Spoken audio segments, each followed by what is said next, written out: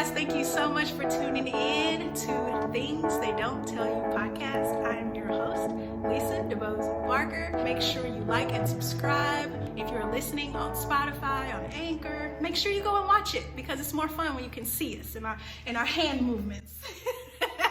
Our sponsor for this episode is Ruby Beauty Cosmetics. Y'all know and love them. I talk about them all the time.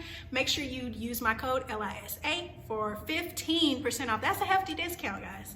15% off of your purchase by using LISA, rubybeautycosmetics.square.site. The link will be in the description if you're on YouTube. All right. Now this is the topic I've been waiting for. He's laughing at me, y'all. Okay, this is my brother, and he's laughing at me because I'm turning it on for the camera. Okay? By all means, help yourself. Okay, so things I don't tell you about being a preacher. I had this preacher, but he's a pastor too, you guys. And there's a difference between just preaching and being a pastor. So we're going to kind of talk about both of them simultaneously. So just take the ride, take the journey with us. And y'all, he is amazing brother, okay? A lot of my memories, like I remember he would come home from work and he would just like do silly stuff or like make us laugh, and then he would give me $20 for my birthday. Like it was just, he was a good big brother, and now he's a great pastor and friend and father and grandpa and all kinds of stuff. This is Pastor Reverend Dr. No, just kidding. Isaac DeBose. Woo! By the way, it didn't start off being a good brother. Y'all was talking about me back when y'all younger years. Oh, and really? I used to pick with y'all and all that kind of stuff. Well, it's funny now looking back. Yeah, exactly. There was one now time. You see what I said. There was one time where I hated your guts. Well, no, 2 times. I'm not gonna talk about the second one. The first one. Okay, listen. When you grow up in a house with 10 kids running around, you cherish your food, okay? There you go. So I was walking through with the last bowl of chocolate cereal. Do you remember this? I do. He walked in and said, "Ooh, that look good," and literally licked into my bowl, the milk just running down his face. It was the most disgusting thing, and I was like, fine, you can just have it. It was so gross. But I like that she said I'm a good big brother. You now. are. There you go. I made up for it, I guess. You did 100 times over. Okay. And I'm sure the siblings would all agree that you're a great big brother. He's my mom's favorite, if y'all didn't know. That is not true at all. That is so true. You should see. I be having to make her smile in pictures. When she get in a picture with you, she be all smiles. I'm like, now see, your face done lied to us. Anyway, all right, let's get into the topic, guys. This is going to be a great one. And he is in the camera all the time, but like somehow this is different for him. So he is out of his zone of comfort, which is amazing. I love this. So this is going to be great, guys. Okay, I have a bunch of questions, burning questions. Let's go. That I want to ask. The first one, when did you start preaching? Kind of give us like your synopsis of how you even like thought that this was a good idea at all. Well, for one, only reason I think it's a good idea is because I know that God wants me to do it.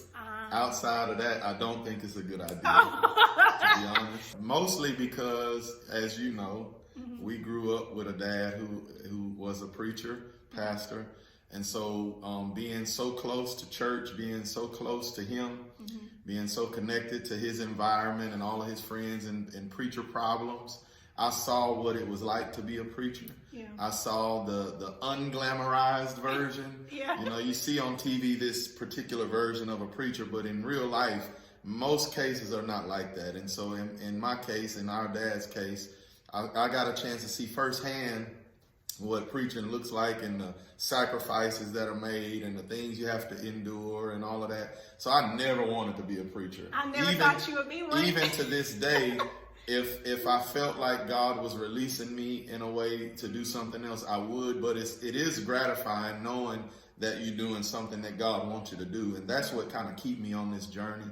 Yeah. So as far as particulars and technicalities, I guess you could say that I started preaching in 2013. Wow, okay. So my first sermon was in April of 2013. So almost 9 years? Yeah, almost 9 years. And I became... It's been that long. Yeah, that's right. I'm getting old. You're getting age. Season. Wait. Season, yeah. There you go. I said packaged. Hey, like jeans. same thing. But you know, the ironic part about my situation is, you know, and obviously you got the podcast being a preacher. No preacher is the same as another preacher. Right. Preaching is not a monolith. It's Right. not exactly the same. It's all So we're situations and specifically talking about your experience. No, absolutely. But I just wanted to put that on record. You know, Let the record show. because I am a fan of your podcast and I watch the things that you do. Yeah. And a lot of things like life and, you know, situations are different. But I wanted to mention that it's the same as it relates to preaching. My experience, though, is so different because I preached my first sermon in April. And I was the pastor the same year in October. Oh, that was the same year? Yeah, only months apart, which, you know, for anybody who knows anything about preaching, that's not normal. It's uncommon. Most preachers who are in that type of situation or scenario, it's kind of a setup for failure. So even when I did what I did, there was a lot of people, you know, that didn't understand what was going on. This was something above me. Yeah. It was almost like all the pieces moving together made this happen. No, that's exactly right. It's not even almost. That's exactly what exactly what happened. Yes. Wow, just a perfect scenario for it to just like streamline you into. I knew, and this to speak to that, I knew that I was going to be pastoring the church I'm pastoring before I ever preached my first sermon on a spiritual level. Oh, God kind of told you. Yes, yes. And now, obviously, and I even told my wife that, and so she could testify. So YouTube and Spotify and whatever social media apps you're on, it's not a lie. You can go verify. So 2013, preached my first sermon in April, became a pastor in October, and now here it is, almost 9 years later. So you can always remember how long you've been a pastor because it was the same year. So you'll be a pastor 8 years in April. Well, it's always a year behind? No, we just celebrated, yes. I don't know, my math is off. But yeah, something whatever. like that. You get the idea. 8, 9, 10, 20, I don't know. It's just kind of running together at this point. But it's been a good experience. So knowing all the stuff that happens behind the scenes, like being called at 3 a.m. to go to the hospital, pray for somebody, you know, all the stuff we saw Daddy do, and you still accepted the call. That's what they call it, the call. Like, how was that decision? How did that affect your life plan? Like, what did you want to do before that? It was tough. So as far as a life plan, I don't think that it affected that per se, because it took a long time for me to actually kind of know what I want to do. And to be honest, I still don't exactly know what I want to do with my life. I can use you even if you don't know what you want to do. So, That's the testimony you're saying. We can go with that one. So do you have this like inner voice that tells you that this is not it? As far as life choices, or as like far as for you, for your destiny, like being a pastor of a church is a huge destiny, right. But that's not it for you. Like I have this, like you're saying without saying, like you know God has something else. I do. And I don't know to the extent of what that is or what that means, but I do feel that for sure. Interesting. Oh, we getting the sure. juicy stuff, guys. For sure. Yeah. All right, let's have some fun. Go for it. What is, either the craziest or funniest or most profound or all three sermon that God has ever given you to preach? Wow. If you can think of it. So YouTube, I'm kind of boring in that way. You are not. I am, like, you know, and it's not boring, to be honest. It's more like I kind of have an old school spirit within. So a lot of times when you get those crazy, funny type of sermon titles and things like that, a lot of times it's out of sheer shock value.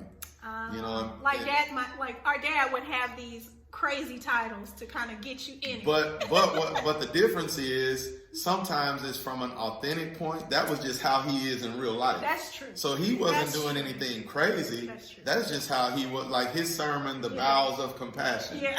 Right. We know what bowels are, and he expressed it in a way that speaks to how we should have compassion. Or, the snakes are loose again, and all of these type of sermons. Me though, you're methodical. I guess so. I'm more simple though. You're more reserved also. reserved, but I would still say simple. I always You think still say some stuff. I say a lot of things, but I always say simple is best. So for me, like as far as sermon titles, you know, I'm still my daddy's child. Yeah. So in the middle of my sermon, there's no telling what's gonna come out of my mouth. My wife is kind of sitting cringing, like, no, don't say that, don't say that. So I'm not saying that I don't do things that are funny to people or shocking to people, but it's never intentionally for shock value type of thing. So like the titles of my sermons are not really that, like funny or shock value. It's like today, I preached a sermon, the expectations of a believer. So it's not necessarily shock value, shocking, You're funny. More like practical, more practical, life. simple, real life. Now, in the midst of the sermon, like there's times in the middle of a sermon where I speak to like righteousness over ratchetness, you know, and that might be some type of funny shock value, but it's not intentionally that. It's just kind of in the context of what I'm talking about. So okay, so you mentioned your wife like bracing, like to see what you're gonna say. Yeah. I remember the feeling of like, Daddy, please don't talk about me in your sermon. Like, how do your kids feel about you being a pastor? Because your kids were like bigger when you decided to do this, and they knew a life before. Yeah. So how has that changed for them? Like, do they tell you don't talk about me in your sermon or anything like that? Well, they don't do that.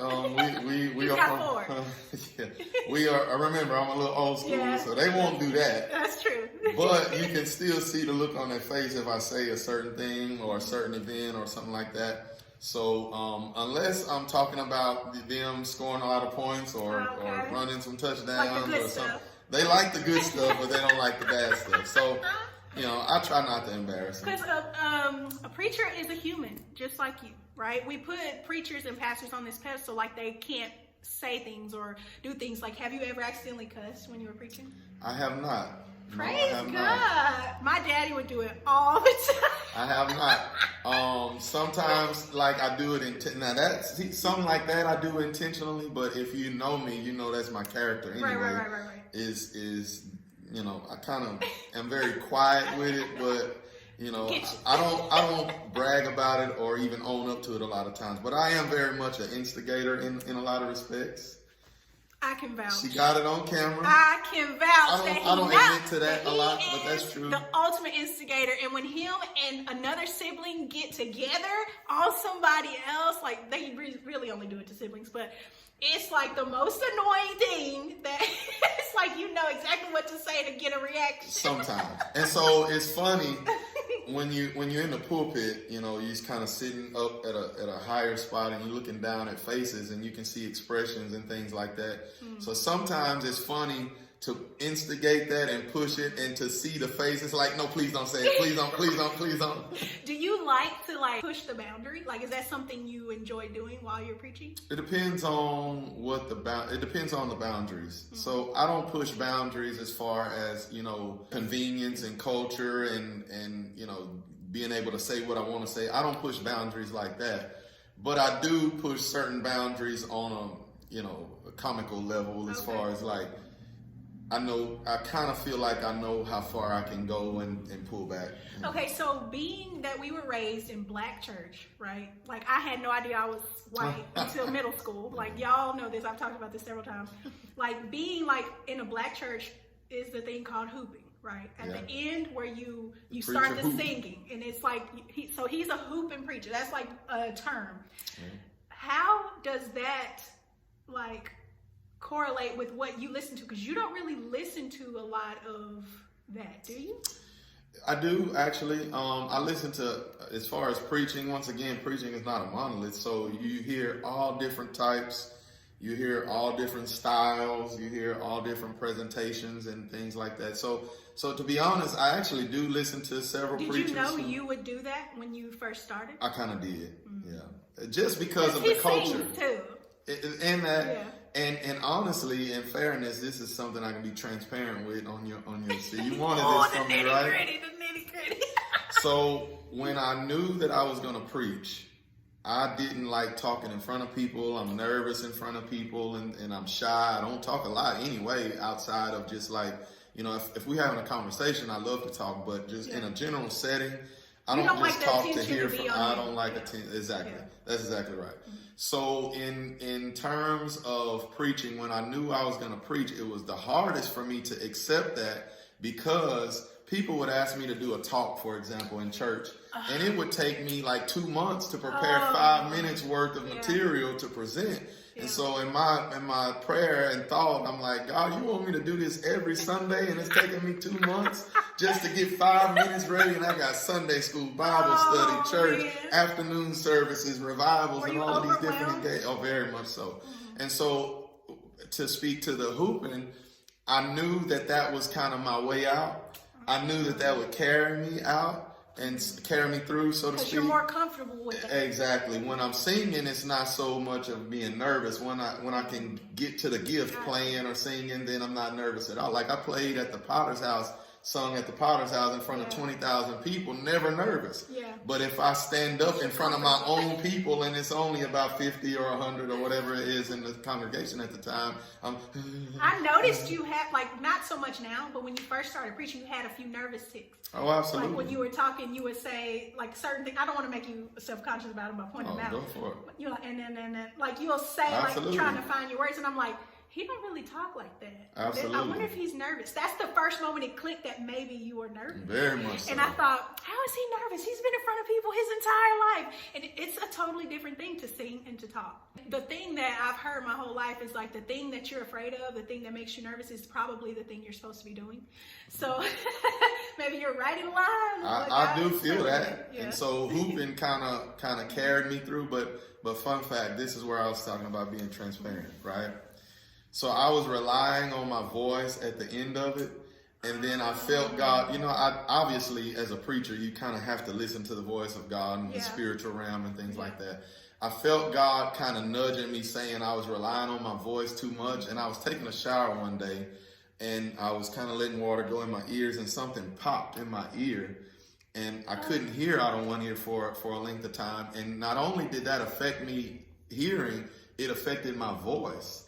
I couldn't sing and all of that. So God literally forced me to know you got to do better in the text. Dive in, prepare your sermons better, and stop all of that hooping. So now I do it, hoop that is, but I often don't ever do it and just preach. Like today I didn't. And so I felt like God was like, no, you can't rely on your voice. You got to do better than that, buddy. How do you handle the physicality of literally giving yourself away, like in that capacity? Because you, like when he's preaching, he's giving his whole body. He's like jumping and he's like going forward and backwards, knees up in the air, all kinds of stuff.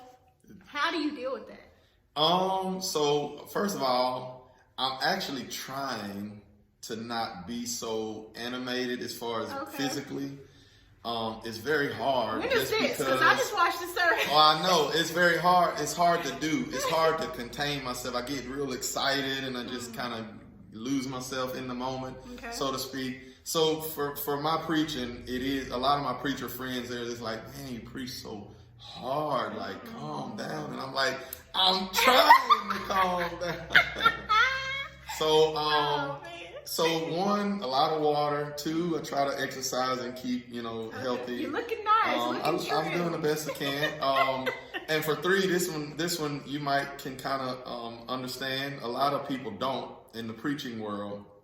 One thing that I started doing a couple years ago. So every preacher kind of has their routine as far as when they get through preaching, if they have something that's specific to drink, whether it's tap water, like a tap room temperature water, or a particular type of Gatorade or tea. They make all these different teas, and I've tried it all.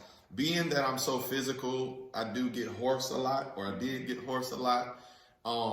And here a couple of years ago, I kind of found a remedy that I've been sticking with now, right? So now after I preach every sermon, I drink a Coca-Cola. That's what Daddy did. Exactly. Oh my God. And you know what's ironic is we used to look at him and he drank Cokes all the time. And as I look back now, I think, I wonder, is that why he was drinking Coke? Oh my God. So one day it kind of dawned on me, my battery, actually my daughter's battery was stalling and it was corroded, and I poured some Coke on it.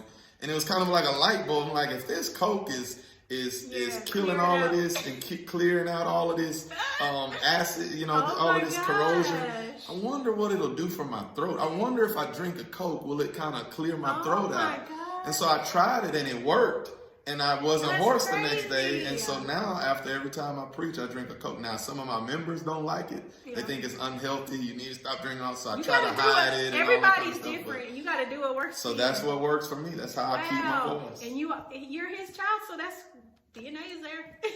It worked for him. It can work for you. So, yeah, I got that from him. I wonder, is that why he drank Coke all the time? Probably. Maybe. You know, everything he did had a purpose. Yeah. My dad would say all the time, he would prepare a sermon, and then he would get up there, and then God would be like, no. Has that ever happened to you? Yes, but rarely. I believe in preparation. Absolutely. Preparation. No, I'm just kidding. Not that one. No, not that one. Okay, preparation is key in my life. Like, I love to be prepared. I like to have a plan. I like to know what's going to happen. But there are times. It has happened, but very rarely. Okay. And even if it does happen, it's kind of in the moment. And you feel comfortable and confident? Because it's like an outer body experience.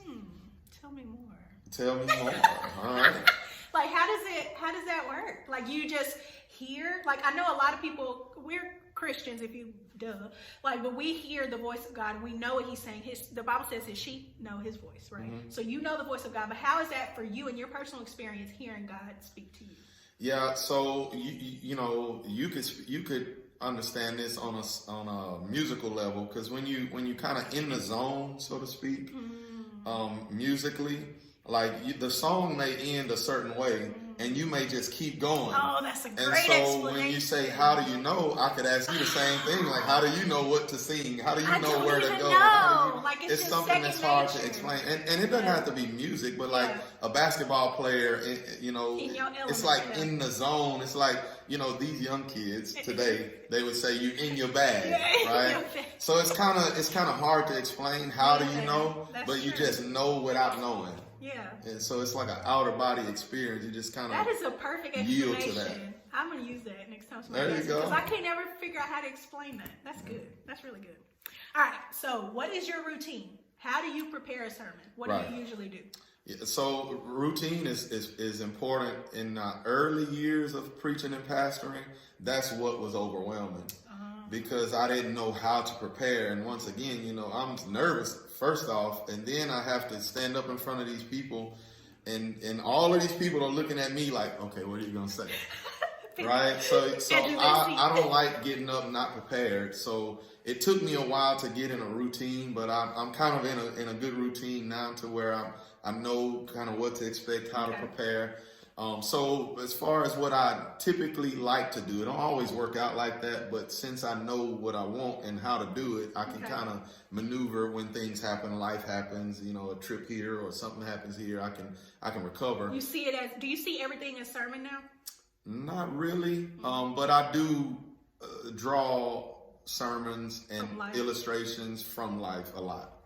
But I don't see life in a sermon. I feel like those are the best sermons, though. Absolutely. Whenever it's like a personal. Oh, absolutely. Because people are pictorial. People see things in pictures. That's the way Jesus taught. You're a good storyteller, though.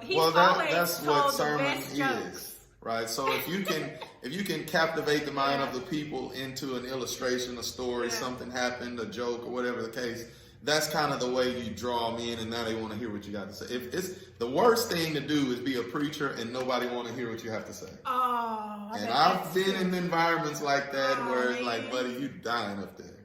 Don't nobody care. They don't want. So preparing, my general template, so to speak. Sunday, obviously, I'm preaching. Yeah. Monday, I try to do nothing. I try not to think about anything. I try to use it as a day of rest, mental rest and recovery. Tuesday, I'm kind of in the mindset of Bible study, getting Bible study ready.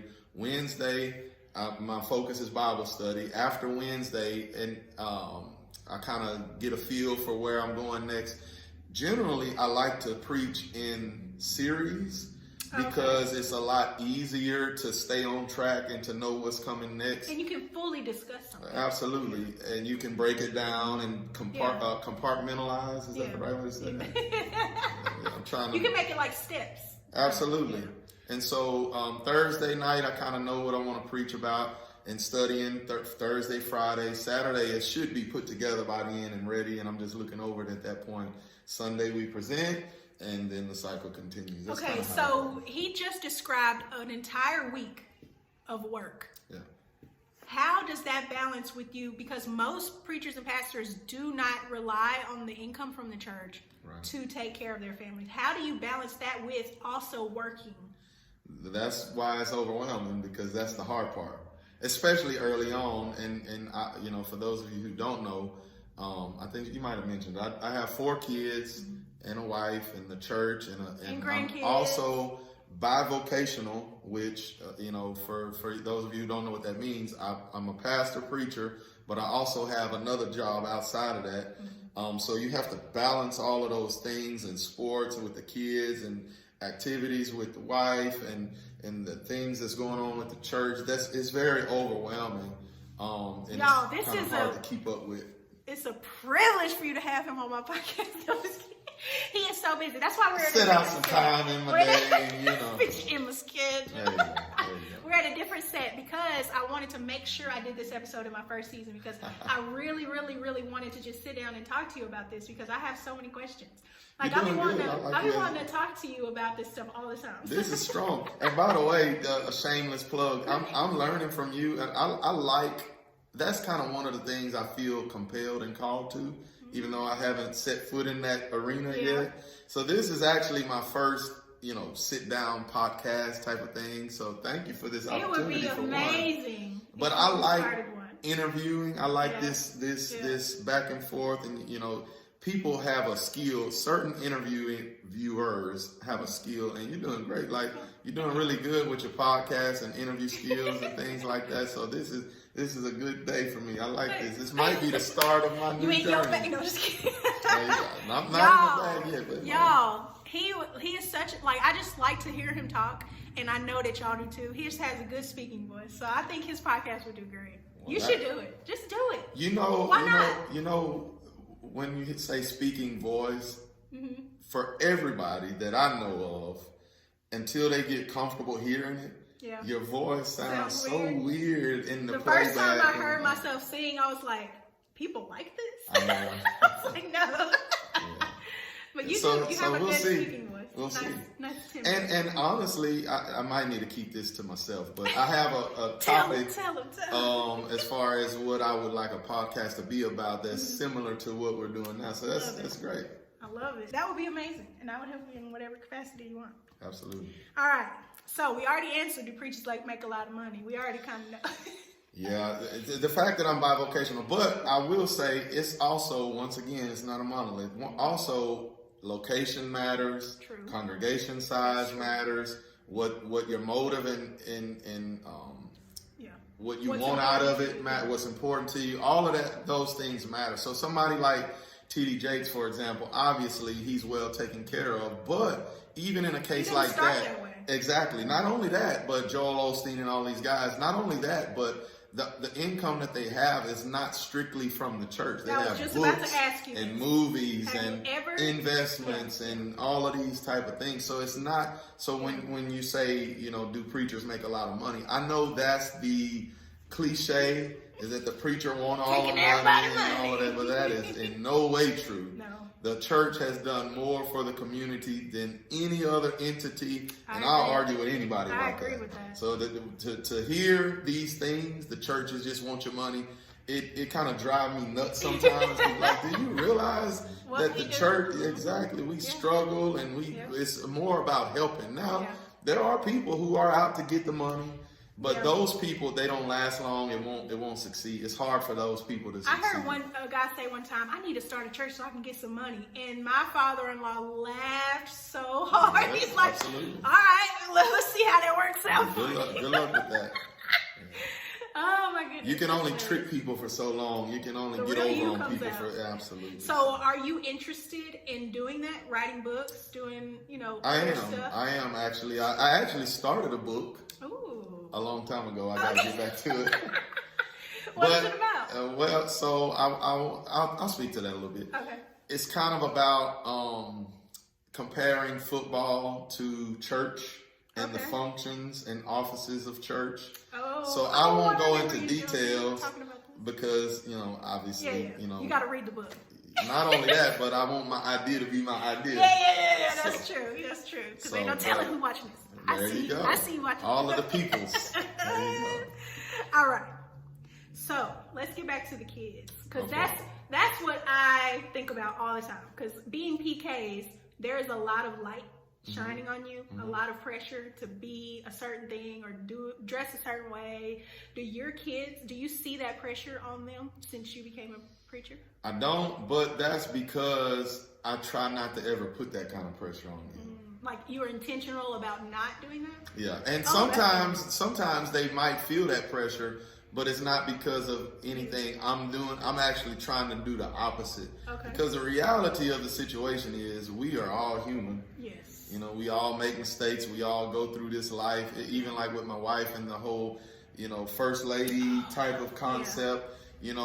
I try my best not to put that kind of pressure because no matter this is something I say a lot, right? People say, you shouldn't do that because you're a preacher. And that fascinates me because in my mind, I'm thinking like, so because you're not a preacher, it's okay for you to do it. So in the realm of what's right or wrong, it don't make it any more right or wrong just because I'm a preacher. Right. If it's right for me, it's right for you. If it's wrong for me, it's wrong for you. And so I hope that my children understand that. And obviously they are not perfect. They've been through their share of mistakes and all of that kind of stuff as well as I have. So I try my best. As I would far have as to the talk church to is them concerned, about it to you see. would, and You they only might know tell your you perspective. otherwise. Yeah. But for everything that I try to accomplish, I hope that they don't feel that. Gotcha. So I don't know how much you can talk about this because you're not your wife and you Right. only know your perspective. Right. But I just want to ask, since we're on the subject, how hard was it for your wife because whenever you become a pastor, it involves her whole life changing Absolutely. too. Was that difficult? Very much so. Very, very much so. She put a lot of pressure on herself, but also because of the church, we're in a local church, so we kind of grew up in this church. Everybody knows us. Everybody knows her. So they have these expectations of her, going into it that made it difficult. The idea, you a first lady now and all of these type of things. You It have to didn't completely sit change who well. you are. Exactly. It didn't sit well with her for a long time. And I think she's kind of getting more comfortable now knowing and realizing I don't have to be what you want me to be. I'm the same person I always was. Yes. My husband is here and we at the church and we doing what we're doing, but I still can be. Now, obviously, common sense would tell you it's still certain things that you should shy away from just because you're in this light and you don't want to put a bad light on God and the church and all of that. So it's certain things we do still shy away from that maybe she would like to, but I think now she's a lot more comfortable than what she was. It was I've rough noticed a change in the early in years. her, the acceptance. I think starting that Bible study a while back really helped a lot with her confidence and all that. It did, but she also had some people, good friends, that kind of deposited some real life I would like to talk about this. situations. I've never seen another couple have so many amazing couple friends. I feel like when I got married, I looked around. I'm like, there's no marriage that I want to look at or make my marriage like, and I just had no idea what marriage was supposed to be. But like him and his wife, they surrounded themselves almost. It was almost like a instant type of community. How did y'all do that? How did y'all cultivate so many friends that are married in couples and trying to do the will of God for their lives? It honestly happened authentic. It ain't like we tried to just have a lot of friends. It's that not are something married you and really preaching. thought about. No, not at all. And so my wife, like me and her personalities, we go together like magnets. The negative and the positive. I'm the negative one that don't. Never wanna I'm do very that. introverted. I'm very homebody. She's very extroverted, very people's person. Yeah. So she always had a lot of friends anyway, just because so she's you kind very of like- outgoing. So I'm kind of on her coattail, like, yeah, that's my wife, yeah. And so, All right, so her friends became your friends. in a lot of ways. And then on the preacher side of it, there's a camaraderie as far as preachers are concerned. Okay. So, like comedians, there's a brotherhood and sisterhood. There's exactly, you know, and so that happened very organically. And I have several preacher friends and their wives, and my wife ended up, you know, liking that. And so we got close in that way. So it kind of happened organically. I love to see it. Yeah, I do too. Follow him on Facebook. On all his stuff, so that you can know whenever he releases that book. There you go. Releases that podcast. It's gonna come.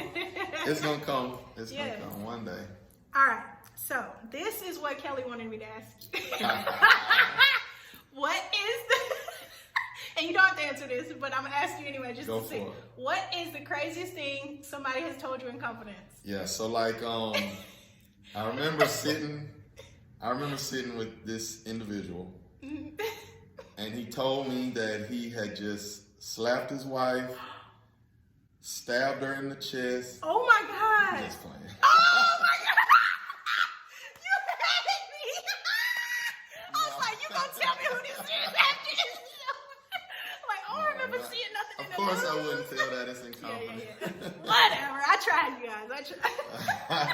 I should have kept going. You should have. You had me. I was trying to think. My whole mind went to the Rolodex. Like, I didn't hear nothing in the news. Did this happen in Houston? Like, oh my gosh, you really had me. Okay, I feel like that. Oh, I have one more.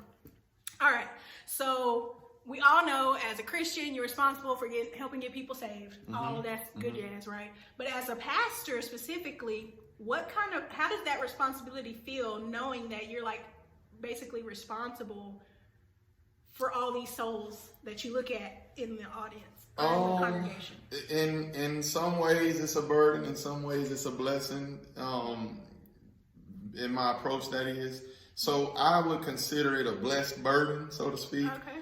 As far as this responsibility and this idea of helping people see God. At the same time, what I realize is that I can't make anybody do anything. I can't force you to be saved if, So it's like an offer.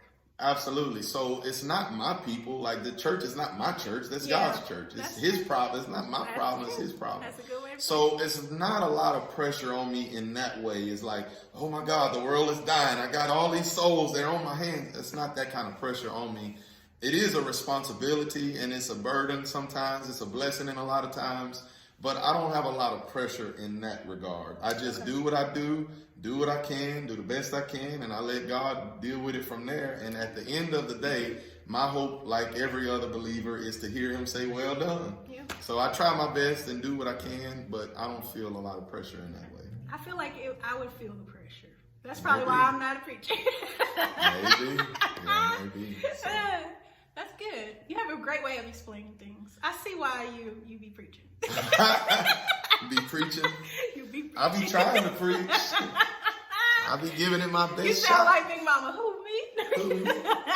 I give it my best shot. We're to the end segment. Oh, Last time I did Would You Rather. This time we're doing a little bit of song association. All right. Because when he sings, not as much as you used to. Not as much as I used to, but also not as good as all of my siblings.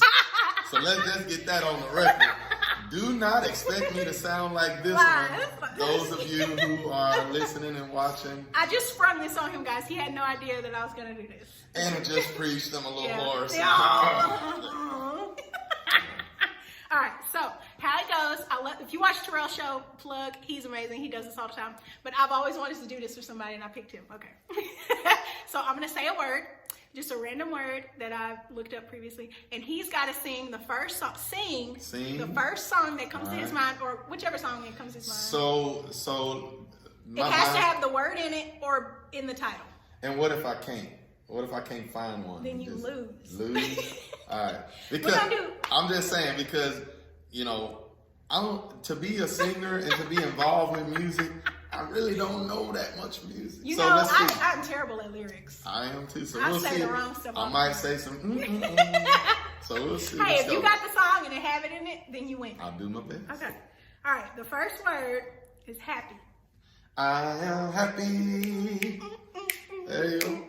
Shit, by the way, do this have to be church songs or not? No. Okay, so that's not a church song. That's not a church song. A lot lot of people tried to make it a church song. I know.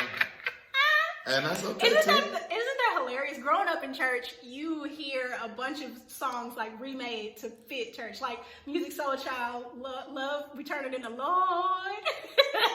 So many things. You know what's funny is, as a musician, I play a lot of those songs. And what's funny is, like in church, like if I'm playing a song that's in the secular world, you can see some people that notice it, and it's like, oh my God, he is not playing that right now. When you're a kid in church and the musician do that, man, it just makes your whole day. All right, so the next song, you got a ding. Ding, ding, ding, ding. All right, I got 1 point. All right, second. Oh, I just gave you this one. Love. I just gave him one. I can sing another song about love. All right, go. I don't know no other Do you? I know church songs, a lot of church songs about love. Any song. Okay, I love you, I love you, I love you, Lord, today. So how much I gotta sing? Keep going. The whole song? Just the tag. Because you care for me Go happy. in such a special way. That's why I praise you. Come on, you do what? And I lift you and I magnify your name. Hey. That's why my heart is filled with praise. All right. Let everyone. No, just kidding. Y'all can tell I live true. All right, friend. What about your friend? Oh, I wasn't expecting that. Let you down again. Oh. What about your friend? All right, well, you're doing good. You're doing good. I'm doing the gonna do best two more. I I'm gonna can. do two more. All right, back. BACK. She knew what I was gonna say. This for your YouTube. We're gonna get your likes up. Baby got back. Oh, I wasn't expecting that. I just go so back, forth, and forth. I was just kidding. Baby got back, baby. I don't think that's how they go. I don't think so either. All right, life. Life. Oh, that's a good movie. Life.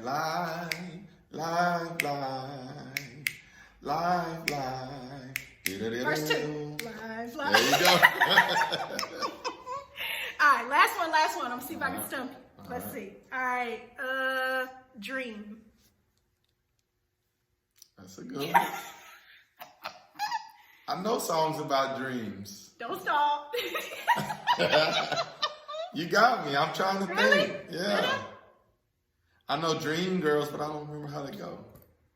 Dream Girls. Got it. Is that how it goes? I I know other songs about dreams, but I You can't. got it if you Okay.